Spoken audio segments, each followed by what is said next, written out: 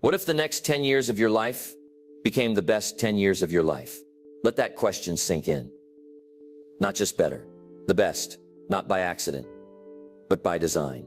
Not because everything magically falls into place, but because you finally decided to take the wheel. The truth is, most people don't create their future. They inherit it by default. They wait, they procrastinate. They drift through routines that keep them busy but not fulfilled. And then one day, they look back and wonder where the time went and why not much has changed. But you don't have to live like that. You can live with intention. You can live with purpose. And you can start right now. Because the next 10 years will pass, whether you plan them or not. The question is, will you shape them or will they shape you? You don't need to be perfect. You don't need a master plan. You just need to decide that you're done waiting, that you're done letting life happen to you, and ready to make life happen through you. It starts with one choice: to own your future, to get clear, to build discipline, to take action even when it's hard. If something inside you is ready to rise, this message is for you. Today, I'm going to show you how to fix your next 10 years, step by step. Stay with me for the next few minutes as I help you unlock the mindset and momentum that can change your life forever. Let's dive in. Number 1, own your story. Before you can fix your next 10 years, you have to take ownership of the last 10. That's where it starts. Not with blame, not with guilt, but with ownership. Because as long as you keep pointing the finger at your past, your parents, your job, your partner, or your luck, you give away your power. And when you give away your power, you give away your future. Owning your story doesn't mean everything that happened was your fault. It means that everything that happens next is your responsibility. And that's a powerful place to be. Think of Nelson Mandela. He spent 27 years in prison. He was isolated, stripped of freedom, and betrayed by the very system he tried to change. But when he walked out of that prison, he didn't blame. He didn't seek revenge. He stepped into leadership. He took ownership of his role in shaping the future of his country. And in doing so, he changed not just his story, but the story of a nation. Now, maybe your situation isn't as extreme, but the principle is the same. You can't lead your future if you're still chained to your past. You have to choose, right here, right now, to take the pen back. Say this with me. I am not my mistakes. I am not my setbacks. I am not what happened to me. I am what I choose to do next. That mindset changes everything. It's the shift from victim to creator, from waiting to leading. When you own your story, you stop waiting for someone else to rescue you. You stop hoping for a lucky break. You realize that no matter how messy your past has been, your future is unwritten, and you hold the pen. That doesn't mean the journey will be easy, but it will be yours, and that makes all the difference. So before you set goals, before you chase dreams, before you try to fix the outside, start with the inside. Look in the mirror and say, I am responsible for the life I create from this point forward. That's the moment your next 10 years begin to change. Because the most powerful story you'll ever tell is the one you write for yourself. Number 2, set a clear vision. If you don't know where you're going, how will you ever know if you've arrived? That's the problem most people face. They work hard, stay busy, and chase opportunities. But they're chasing in circles. They're reacting to life instead of leading it. And the reason is simple. They've never taken the time to create a vision that pulls them forward. A clear vision is more than a wish or a vague dream. It's a vivid mental picture of the life you want to live. It's not about what sounds good on paper. It's about what feels aligned with your purpose. When your vision is clear, your direction becomes obvious. Every decision, every action, every opportunity can be filtered through one simple question. Does this bring me closer to the life I want? Let's take the story of Walt Whitman, the iconic American poet, before he became a literary legend. He was working as a journalist, printing press operator, and teacher, barely scraping by. But he had a vision. He believed poetry could be more than tradition. It could be raw, free, personal, and revolutionary. That vision led him to self-publish Leaves of Grass, at a time when his style was completely rejected by critics. But he didn't back down. He saw what others couldn't yet see. That vision pulled him through criticism, poverty, and years of slow progress, until the world finally caught up.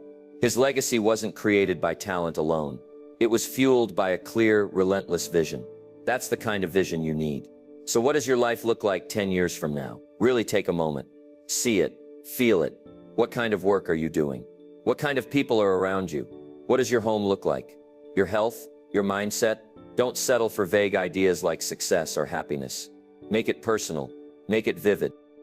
Maybe your vision includes running a business, speaking on stages, or living debt-free.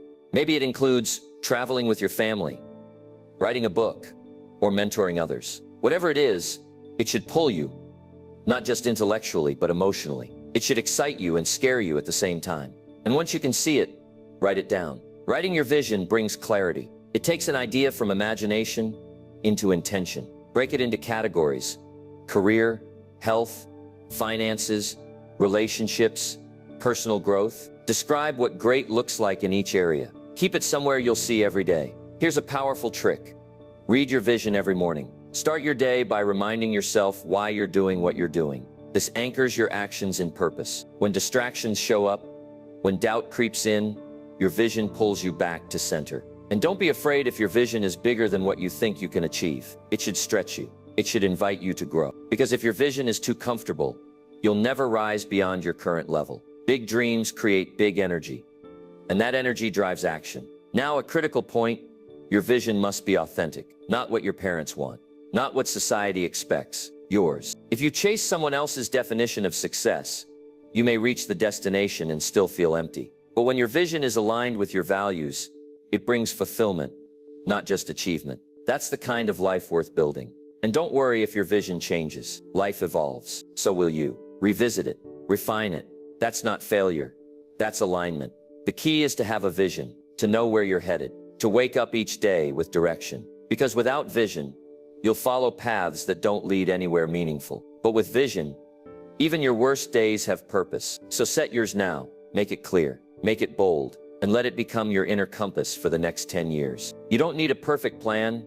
You need a powerful vision. The kind that keeps you going long after the motivation fades. Because when you know exactly where you're going, there's nothing that can stop you from getting there. Number 3, break it down into goals. A powerful vision gives your life direction, but without goals, it's just a dream floating in your mind. That's where many people get stuck. They have big ideas, inspiring dreams, and even a sense of purpose, but no plan. And without a plan, dreams stay dreams. The bridge between where you are now and where you want to be is built with goals. Goals are not about pressure, they're about clarity. They bring focus to your energy. They turn overwhelming visions into manageable steps. Think of your vision as a destination on a map. Your goals are the specific turn-by-turn instructions that will get you there. 1 mile, 1 decision, 1 day at a time. Let's look at an example from history. Florence Nightingale, the founder of modern nursing, had a vision of improving medical care and hospital sanitation in the 19th century. At the time, hospitals were more dangerous than the streets, and women in medicine were hardly taken seriously. But she broke down her vision into clear strategic goals. She pushed for hospital reforms, gathered statistical evidence, trained nurses, and created guidelines for better hygiene.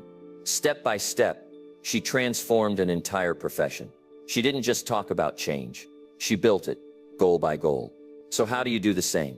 Start by translating your vision into long-term goals. If your vision is to become financially independent, a long-term goal might be to pay off all debt in 5 years. If your vision is to improve your health, a long-term goal could be running a half marathon in a year or reducing your weight by a specific number. Now break those long-term goals into medium-term targets. Let's say you want to save $10,000 in 12 months. That breaks down to $834 per month, or about $28 per day. Suddenly what felt big and abstract becomes specific and actionable. This is where the power of SMART goals comes in: specific, measurable, achievable, relevant, and time-bound. I want to get healthy is too vague, but I will cook healthy meals at home 5 days a week for the next 3 months is a SMART goal. It's trackable, it's real, and it creates momentum. Another helpful method is reverse engineering. Start with your end goal and work backward. If you want to launch a business in 12 months, what needs to happen by month 9, by month 6, by next week? This backward planning keeps you grounded and gives you immediate steps to take. But here's something just as important. Your goals must align with your values. If your goal is to build a $1 million company, but what you truly value is freedom and time with your family, you might create a life that's successful on paper and miserable in reality. That's why goals aren't just about what you achieve.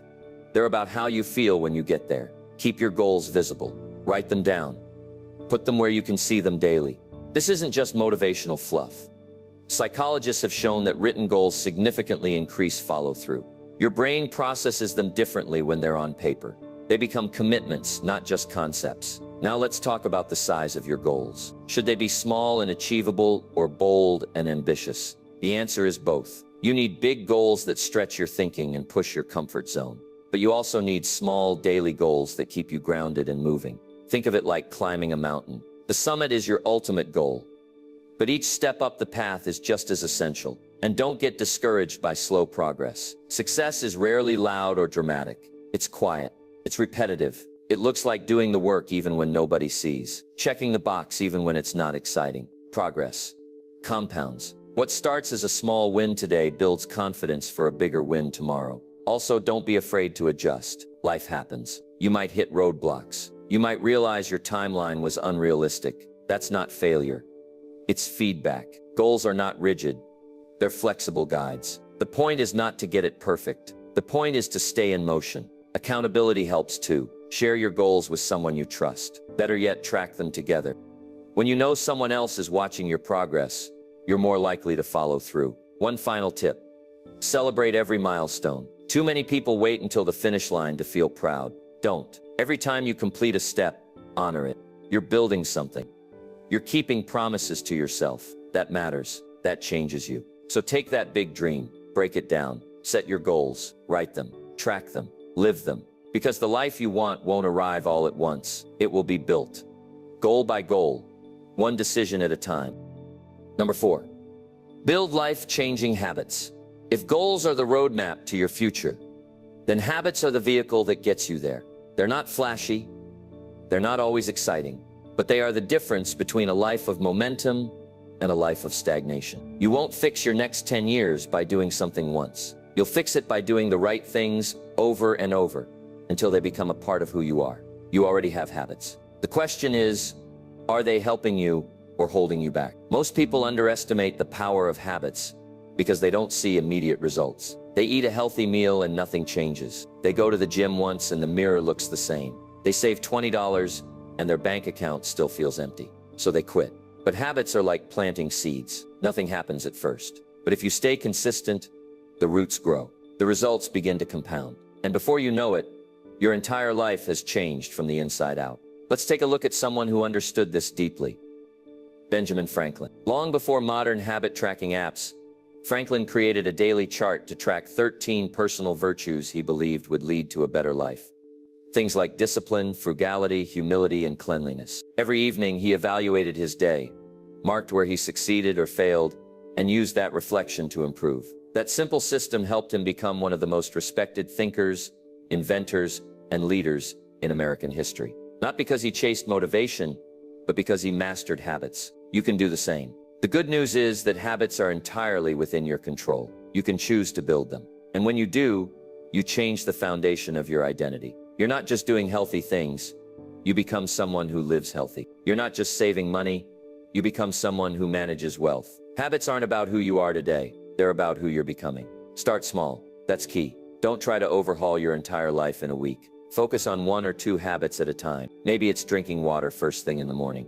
Maybe it's reading for 10 minutes a day. Maybe it's journaling or stretching or turning off your phone an hour before bed. Pick something that matters to you and commit to it daily. Use habit stacking to make it easier. That means attaching a new habit to something you already do. For example, after I make coffee, I'll write down 3 goals for the day. Or after I brush my teeth, I'll do 5 minutes of breathing exercises. Linking new actions to familiar routines reduces friction and helps the habit stick. Also, design your environment to support your habits. Want to read more? Put the book on your pillow. Want to work out? Lay out your gym clothes the night before. Want to eat healthier? Remove junk food from your home. Your willpower is limited, but your environment can be designed to make the right choice the easy choice. Now, let's talk about consistency. This is where most people fall off. They do something for a few days and expect fireworks. But lasting change is quiet, invisible at first.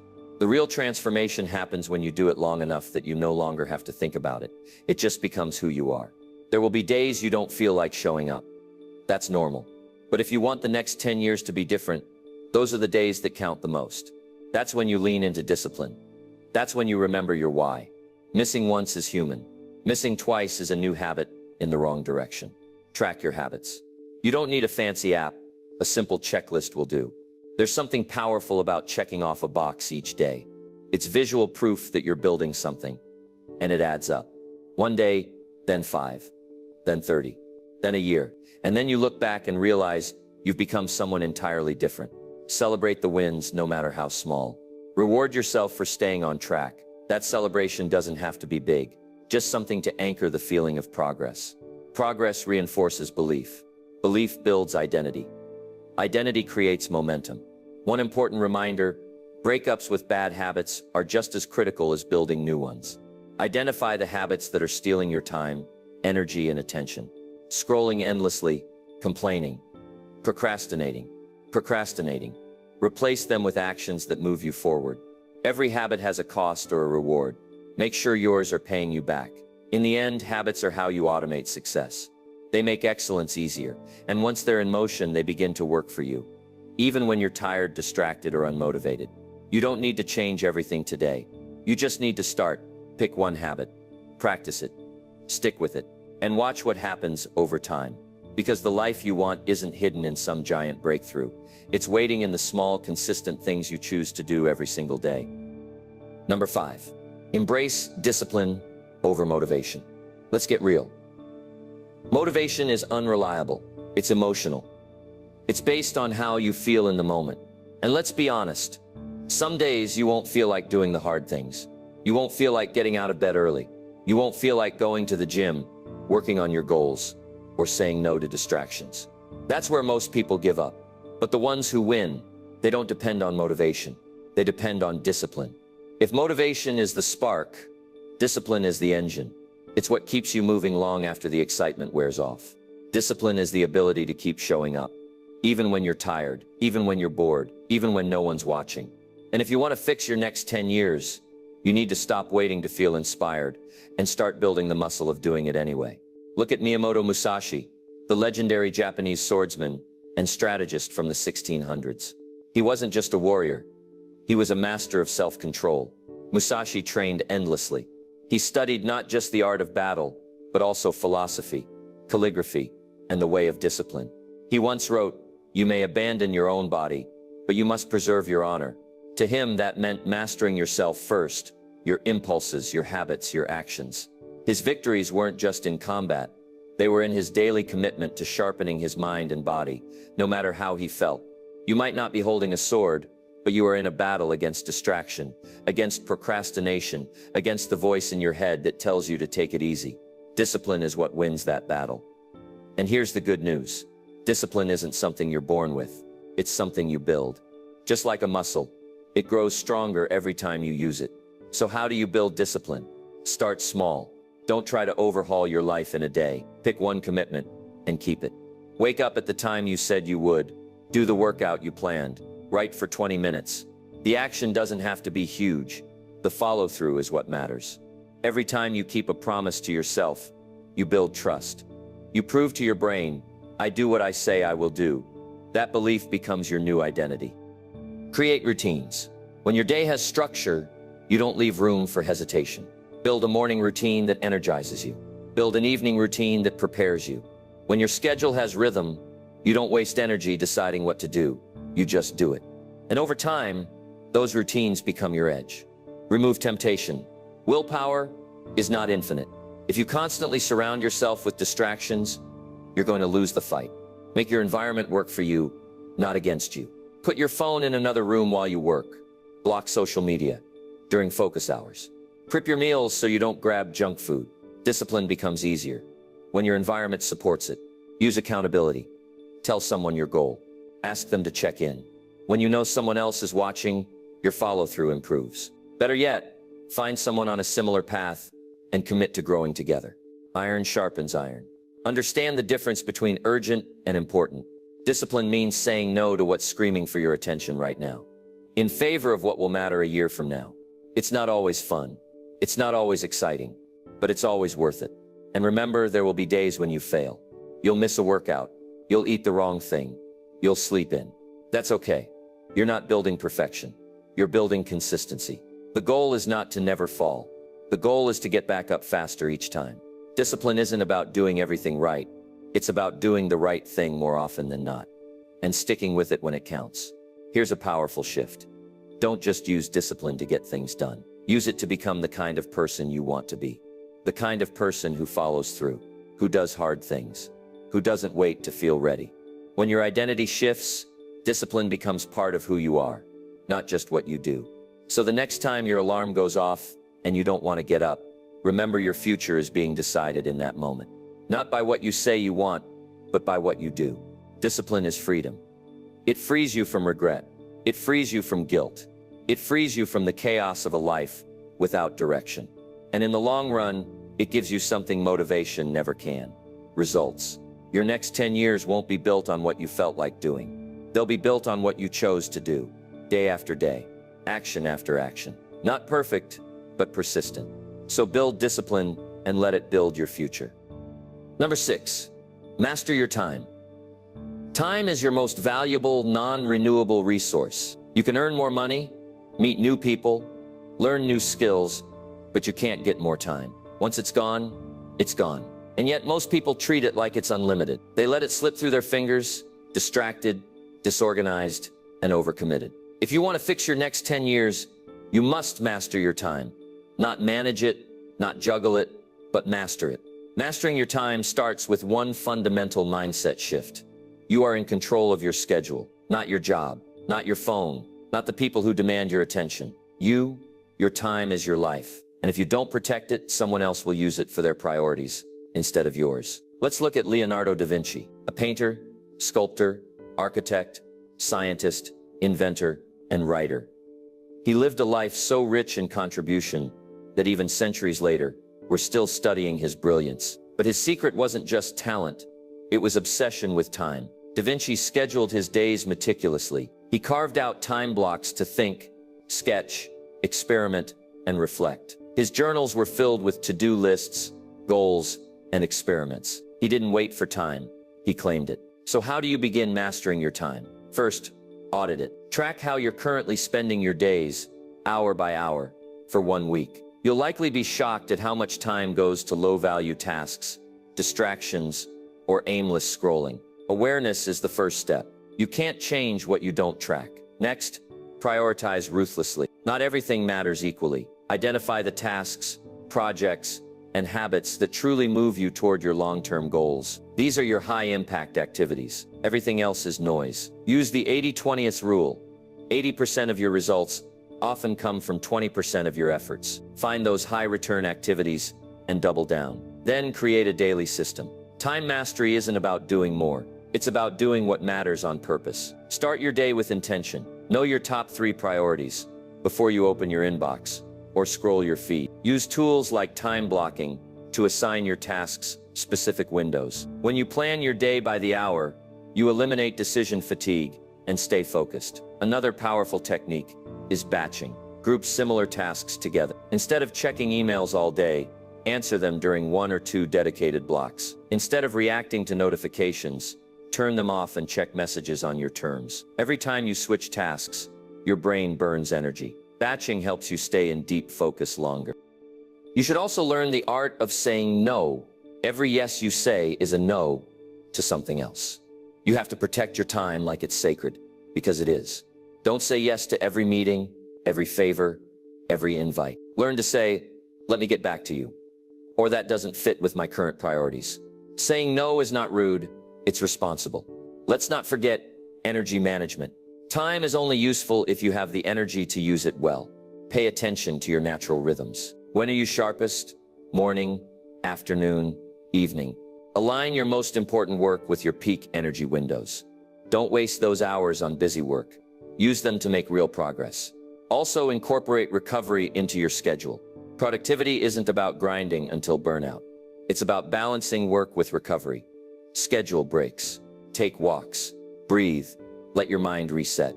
Your brain isn't a machine, it's a muscle. And it performs best when you treat it well. Another essential tool, the weekly review. Every week, take 15 minutes to review your wins, your misses, and your upcoming priorities. What worked?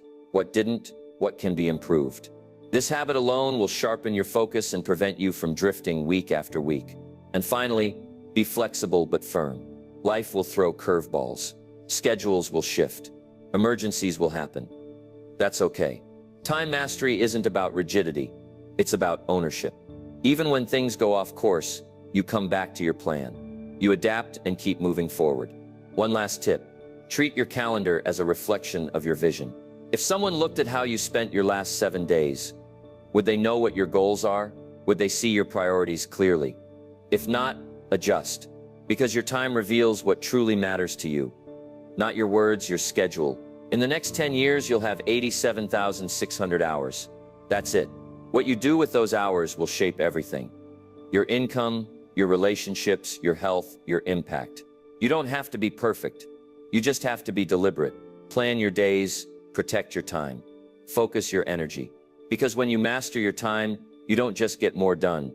You create a life that feels aligned, empowered, and on purpose. And that's how you turn days into progress, and progress into the life you've always imagined. Number 7, invest in yourself every day. If your future is a building, you are the foundation.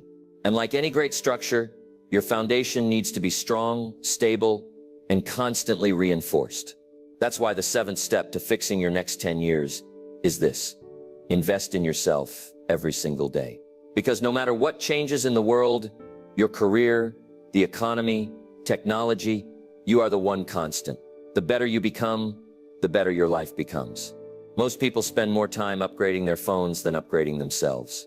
They'll invest in streaming services, gadgets, or entertainment, but hesitate to spend time or money on learning, growth, or health. But here's the truth. The greatest return on investment you will ever get is from developing your mind, your body, and your character. Let's take a timeless example of Booker T. Washington. Born into slavery, he had every reason to give up on the idea of success. But he believed deeply in the power of self-education and personal growth. He walked hundreds of miles to attend school. He learned to read by candlelight, and he didn't stop there.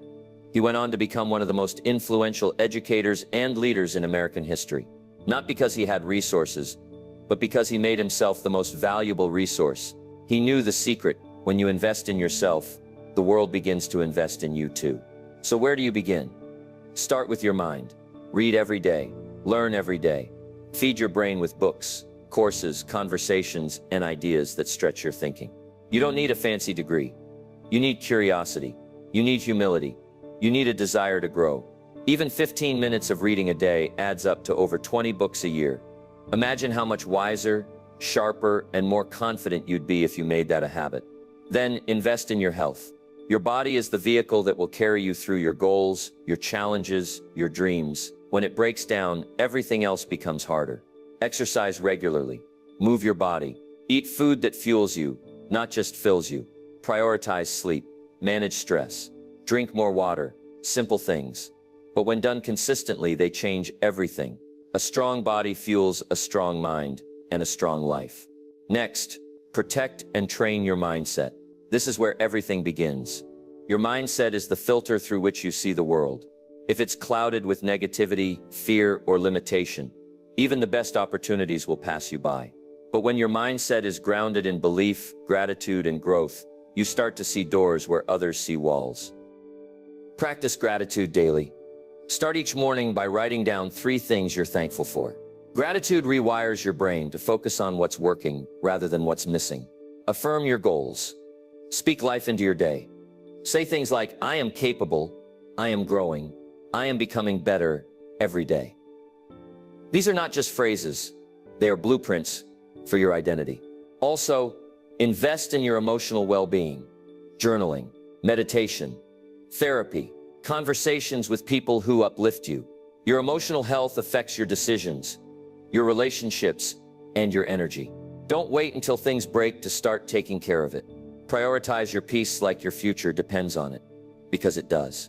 Now, let's talk about your skills.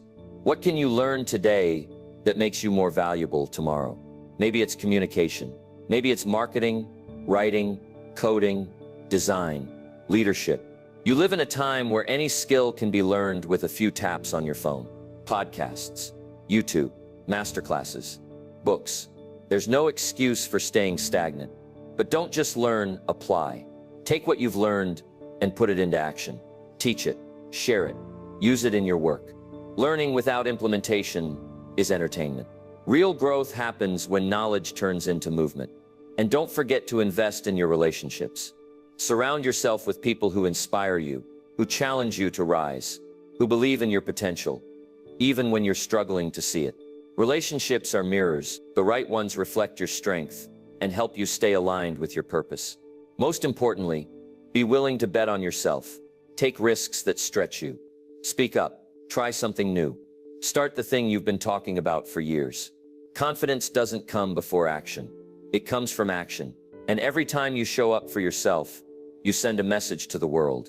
I'm serious about who I'm becoming. And remember, this isn't about being perfect. It's about being committed. Even 30 minutes a day can change your direction. That's just 2% of your day. If you can give 2% to growth, the other 98% will start to reflect it. Your next 10 years are being shaped by the investments you make today. Not in things, not in distractions, but in you. So read the book, join the class, take the walk, write the journal, say the affirmation, build the habit, keep showing up. Because the most valuable asset you'll ever have is you. And when you grow, everything around you grows with you. Number 8, learn from every failure. Nobody likes to fail. It's uncomfortable. It stings. It makes you question yourself. But if you're serious about fixing your next 10 years, you need to understand this.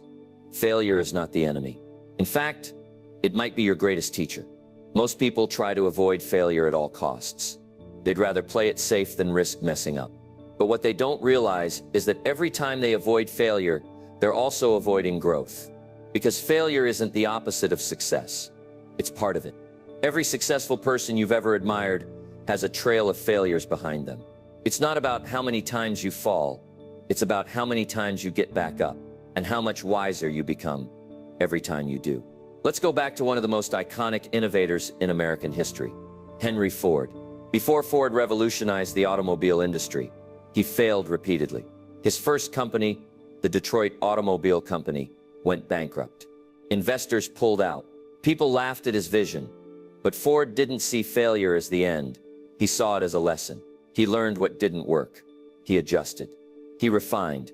Eventually, he created the Ford Motor Company and introduced the assembly line, changing the world of manufacturing forever. His story wasn't one of flawless execution.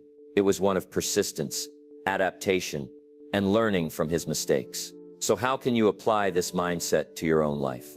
Start by changing your definition of failure. Failure is not a reflection of your worth. It's feedback. It's information. It's an opportunity to grow. When you shift your perspective, failure stops being something to fear and becomes something to use. Let's say you tried starting a business and it didn't take off. Instead of labeling yourself a failure, ask, what did I learn? What would I do differently? Where did I underestimate the challenge? Where did I overlook the details? Those questions turn a painful experience into a priceless one. The same goes for relationships, career moves, health goals, anything. You try, you miss, you reflect, you grow. That's the real formula. But there's a critical step that most people skip: ownership. When things go wrong, it's easy to point fingers at the market, your boss, your partner, your timing. But blaming doesn't lead to growth. Owning your failures gives you the power to improve. It puts you back in the driver's seat. It says, this happened, and I take responsibility for my part in it. And that's not about beating yourself up. It's about building yourself up. Because when you own your role, you also own your ability to change the outcome next time. Another important piece: separate your failures from your identity. Just because something you tried didn't work doesn't mean you are a failure. It means you're trying. It means you're experimenting. It means you're brave enough to put yourself in the arena while others stay on the sidelines. You have to stop seeing failure as a verdict and start seeing it as a chapter. It's not your whole story. It's just part of the process. The road to success is paved with missed shots, wrong turns, awkward moments, and false starts. That's how you learn. That's how you build the grit and wisdom that success demands. Also, be careful who you surround yourself with during times of failure. Some people will use it to say, "See, I told you it wouldn't work." Others will say, "That's okay. What did you learn? How will you come back stronger?" Choose the second group. Their voices matter more than the critics. And here's something powerful. When you talk openly about your failures, you inspire others. You show them that it's okay to fall. That resilience is more important than perfection. That starting over is not weakness, it's courage. Your honesty gives others permission to stop pretending they have it all together. So how do you start using failure as fuel? Keep a failure journal. After a setback, write down what happened, how it made you feel, what you learned, and what you'll do differently next time. You'll be amazed how your greatest lessons stack up over time. Set learning goals, not just performance goals. Instead of saying, "I must succeed at this," say, "I will give this my best and learn as much as I can." That subtle shift relieves pressure and keeps you open to growth. Celebrate resilience, not just results. When you get back up, that's a win. When you try again, that's progress. When you grow from the experience, that's success, even if the outcome wasn't what you hoped for. Remember, the people who go the farthest are never the ones who avoided failure. They're the ones who walked through it and came out stronger on the other side. You're going to fail at something in the next 10 years. That's guaranteed. But what's also guaranteed is this: if you commit to learning from every failure, there's no limit to how far you can rise. So the next time something doesn't go as planned, don't ask, "Why me?" Ask, "What's this trying to teach me?" Because in every failure, there's a lesson. And in every lesson, there's the power to become unstoppable. Number 9, build a circle that elevates you. No one climbs alone. You might be strong, disciplined, and determined, but without the right people around you, your progress will stall. That's why the 9th step to fixing your next 10 years is one of the most overlooked, yet most powerful. Build a circle that elevates you. We often talk about habits, goals, and mindset, but rarely do we talk about environment. And your environment isn't just where you live, it's who you live around. The people in your life are shaping your beliefs, your energy, your ambitions, and your standards, whether you realize it or not. Think about it. Your conversations, your routines, your confidence levels. They're all influenced by the people you interact with daily. If you're constantly surrounded by people who complain, make excuses, or settle for average, that energy starts to rub off. You lower your standards without even realizing it. On the other hand, if you're around people who are growing, building, and thinking big, you'll rise to match their frequency. Let's take an example from history. Andrew Carnegie, one of the richest men of the 19th century. His rise wasn't just because of his work ethic or intelligence. It was because he intentionally surrounded himself with thinkers, innovators, and mentors. He credited much of his success to the influence of others, especially his network of advisors. One of those people was Napoleon Hill, who later wrote Think and Grow Rich based on the principles Carnegie and his circle lived by. Carnegie understood the truth. Your inner circle is your power source. So let me ask you, who's in your circle? Who do you spend the most time with? Who do you text when you're stuck? Who do you vent to? Who do you celebrate wins with? Now ask yourself, do those people push you forward or pull you back? You don't need to cut everyone off to grow, but you do need to be intentional. There are 3 types of people in your life: lifters, lockers, and leaners. Lifters push you higher. They challenge you, believe in you, and celebrate your growth. Lockers try to keep you where you are, safe, small, familiar. Leaners constantly drain your energy, but offer nothing back. You need more lifters, and you need to spend less time with the lockers and leaners. Building a better circle doesn't mean you abandon people. It means you prioritize influence. It means you spend more time around people whose lives make you want to level up. If you can't find them in person, start online. Follow inspiring leaders. Listen to empowering podcasts. Join mastermind groups. Attend events. In the digital age, access is everywhere. You just have to be intentional with it. Also, seek out mentors. People who have already walked the path you're on. Their wisdom can save you years of trial and error. You don't need dozens. Just 1 or 2 voices you trust and respect can make a massive difference. And if you can't find a mentor in real life, let books mentor you. Let biographies mentor you. You can learn from the greatest minds in history without ever meeting them. But building a powerful circle isn't just about what you get. It's also about what you give. Be the kind of person you want in your circle. Be supportive, be consistent, share value, celebrate others, show up. When you invest in your relationships with authenticity and generosity, you naturally attract people who do the same. It's also important to be vulnerable. Real connection isn't built on perfection. It's built on honesty. Share your struggles. Be open about your growth process. When you're authentic, you give others permission to do the same. And that's how trust is built. That's how real communities form. Now let's talk about protecting your circle. You must set boundaries with those who bring negativity, drama, or chaos into your space. It's not about being harsh.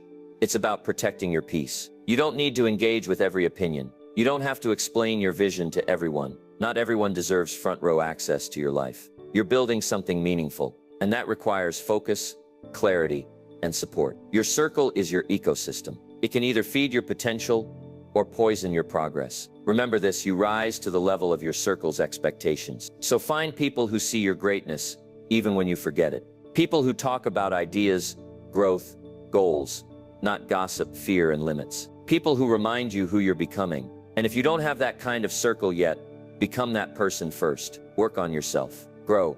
Show up. The right people will come. Energy attracts energy. And when you raise your standard, your circle will begin to reflect it. So don't just focus on what you're doing. Focus on who you're doing life with. Because 10 years from now, your environment will have shaped your identity more than almost anything else. Choose wisely. Build intentionally. Grow together. Number 10. Take action and never stop. This is it. The final and most critical step in fixing your next 10 years. Take action and never stop. You can read all the books, set all the goals, build the perfect plan.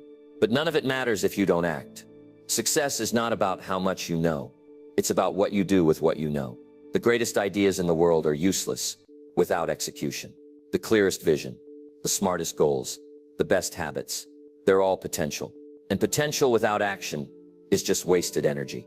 Taking action is the difference between dreaming and doing, between hoping for change and creating change, between someday and right now. Let's look at the story of Soichiro Honda, the founder of Honda Motor Company. He wasn't born into wealth or privilege. In fact, he failed many times before ever building a successful company. His early business was bombed during World War II. His factory was hit by an earthquake. His supply chain collapsed. Most people would have given up, but Honda kept taking action. He rebuilt, reworked, and restarted. Every failure became fuel for the next step. Today, his company is a global symbol of innovation and resilience, not because everything went smoothly, but because he never stopped moving forward. That's the mindset you need. But here's the truth. Action is rarely convenient. It won't always feel good. You'll never feel 100% ready. You'll have doubts, distractions, and days when nothing seems to work. That's when most people hesitate. They say, I'll start when I feel more confident, when I have more time, when things settle down. But if you wait for perfect conditions, you'll wait forever. Action doesn't come after clarity. It creates clarity. The moment you take even the smallest step forward, you begin to learn. You discover what works, what doesn't, what needs to change. You gain confidence, not because you figured it all out, but because you showed yourself what you're capable of. Think about the first time you tried something new, driving a car, learning a new skill, going to the gym. You probably weren't great at first, but you didn't need to be. You just needed to try. And over time you got better. The same goes for anything you want to improve. Your business, your health, your relationships, your mindset. Improvement only happens through action. Here's something important. Start small. Don't wait for a grand moment. Start with one step. One phone call, one workout, one conversation, one application, one new choice.